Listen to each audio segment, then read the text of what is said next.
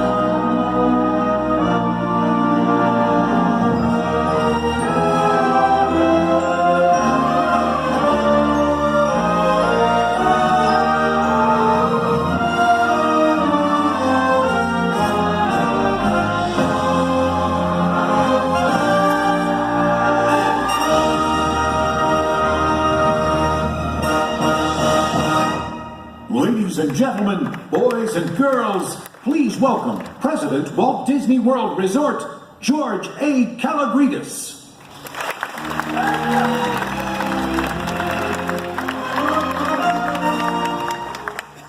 Good morning, everybody. Wow, what a great-looking crowd. I trust you enjoyed your evening. I know that many of you enjoyed the Harambe party at the Contemporary Resort last night. Plus, you journeyed 4.4 light years to nocturnal Pandora and returned.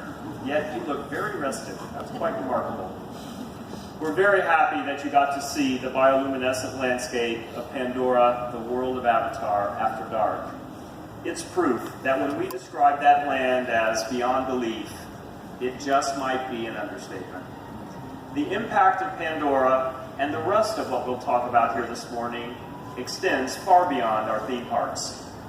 As someone who grew up here in Central Florida and has always called this place home, I'm pleased to share that the expansion of Disney's Animal Kingdom, including the addition of Pandora, led to the creation of more than 1,500 jobs.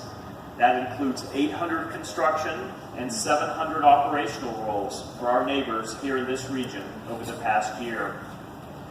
We're pleased to make our neighbors part of our growth, and we're also pleased to make them part of the fun. Disney, for instance, has long enjoyed a relationship with the Boys and Girls Clubs of America. It reaches back to 1963 when Walt Disney himself was a club spokesperson. We are proud to have carried on that tradition in Central Florida. And tomorrow, we have a special treat for the members of these clubs. Tomorrow, one day before Pandora officially opens, we are bringing 1,500 children and teens from the Boys and Girls Clubs of Central Florida here as our special guests to preview this newest land.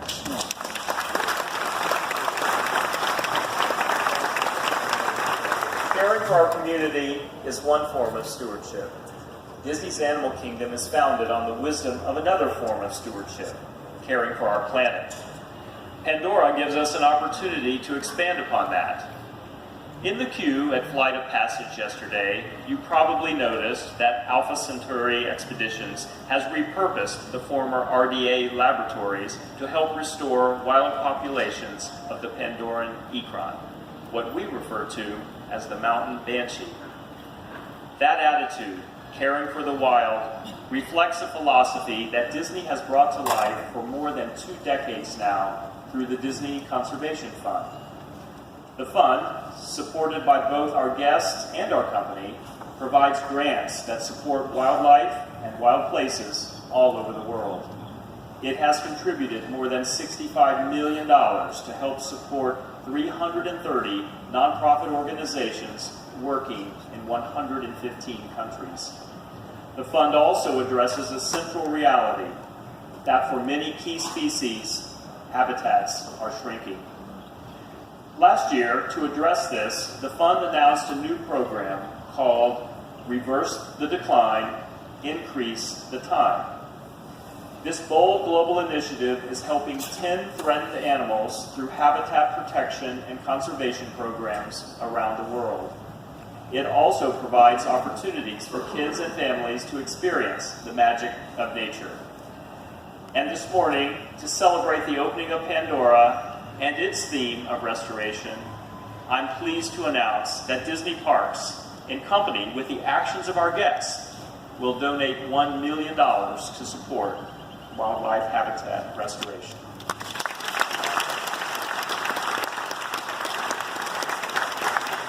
We're calling this program Connect to Protect. In it, our guests connect by experiencing adventures within Pandora, the world of Avatar. And when they do, they will unlock contributions from Disney to the fund. Just by opening Facebook Messenger and chatting with our digital Pandora scientists, our guests will unlock a $5 contribution.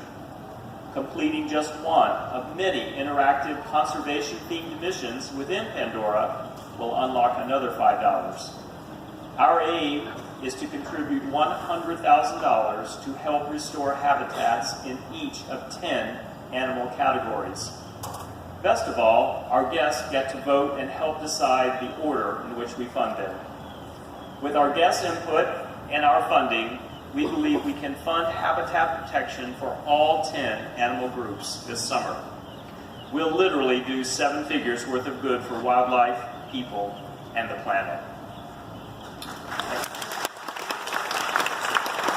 We were honored also this week to host many of the talented people who helped bring the world of Avatar film to life here. They included creator of Avatar, James Cameron, and producer, John Landau.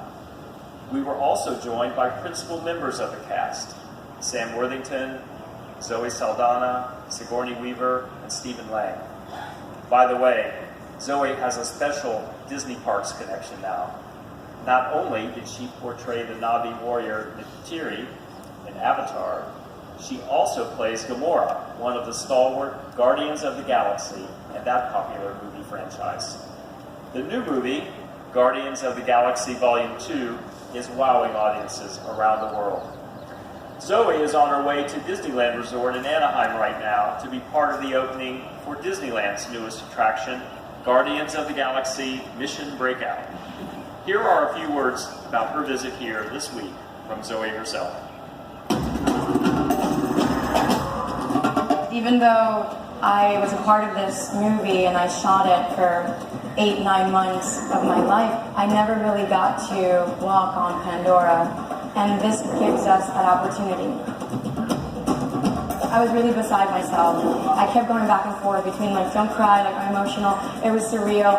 I couldn't believe that I was here. I was just excited. I feel very blessed to know that I'm a part of 2 amazing franchises, and to know that Disney connects these 2 movies, it thrills me beyond belief. To know that I'm hopping on a plane and going straight to Anaheim and opening up Guardians of the Galaxy Mission Breakout thrills me too. I mean, I don't know how I'm doing it. I think I'm going to sleep very well this weekend, but I'm just excited. I know the team at Disneyland in California is as excited as we were to host Zoe as they prepare to open their new Guardians of the Galaxy attraction this weekend. Let's take a quick look at what awaits their guests when this exciting new addition opens May 27th at Disney California Adventure Theme Park.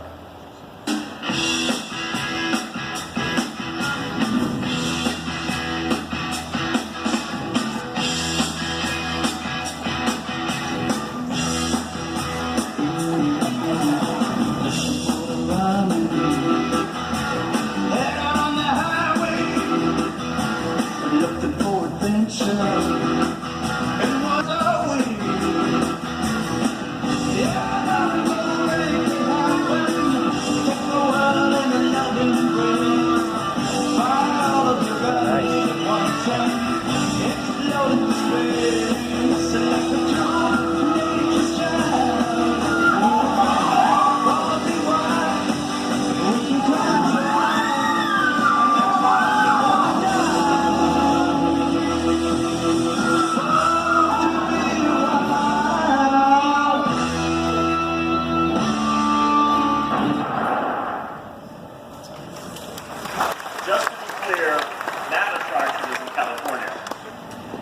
There's lots going on at Disney parks on both coasts this summer, but let's bring the focus back to what we have on the horizon here at Walt Disney World.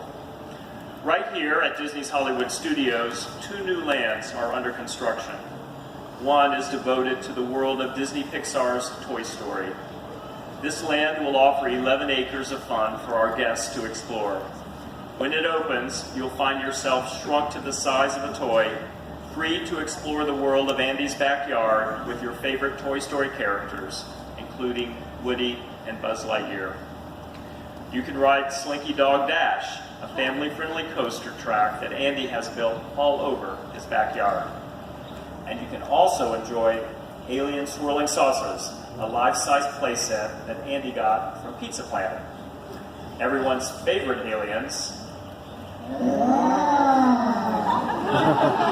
will fly around their toy flying saucers and try to capture your rocket toy vehicle with what else? A claw.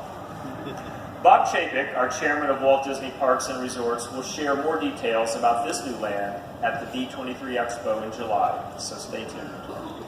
We are also well into construction on a land that will take our guests to a galaxy far, far away. A 14-acre Star Wars-themed land will open both here in Disney's Hollywood Studios and Disneyland Park in Anaheim in 2019.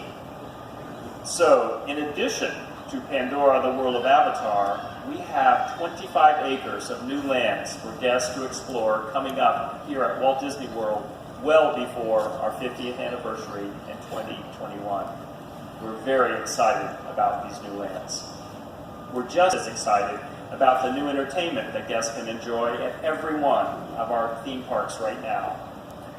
Earlier this week, you experienced Happily Ever After, our new nighttime spectacular at Magic Kingdom. The debut of Happily Ever After was live streamed on our Disney Parks blog and received more than 2.1 million views. Afterward, blog reader comments included, "It gave me goosebumps. The music tugged at my heartstrings, and the show has so much detail. We look forward to seeing it again." I saw your reactions, and I suspect many of you agree with those sentiments. As you know, the show contains characters and film moments from a wide variety of Disney and Pixar classics. But in some cases, the feature films did not have precisely what we wanted for the show. So we asked our Disney animators, in some cases the same animators who had worked on the original features even decades before, to create fresh animation for this new show. The score for that show was also a transatlantic collaboration. The instrumental elements were recorded by a 75-piece orchestra in London. And our singers, country music artist Angie Kielhauer and Jordan Fisher, who sang the soundtrack of Moana and in Broadway's Hamilton, laid down their tracks in Los Angeles. The choral element from the finale was recorded right here in Orlando.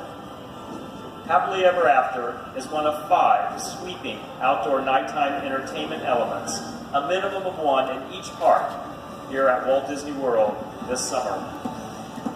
Also this summer, right here at Disney's Hollywood Studios, we're excited to welcome some rising Hollywood stars.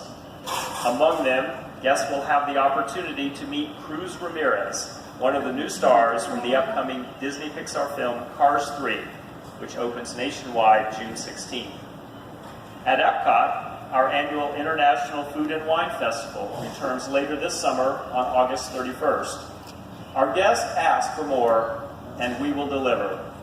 Food and wine will be bigger and better than ever, a record 75 days this year. We were also thrilled by the success of this year's inaugural Festival of the Arts, so we're hosting it again in early 2018. We also have news that extends beyond the berms of our parks this summer.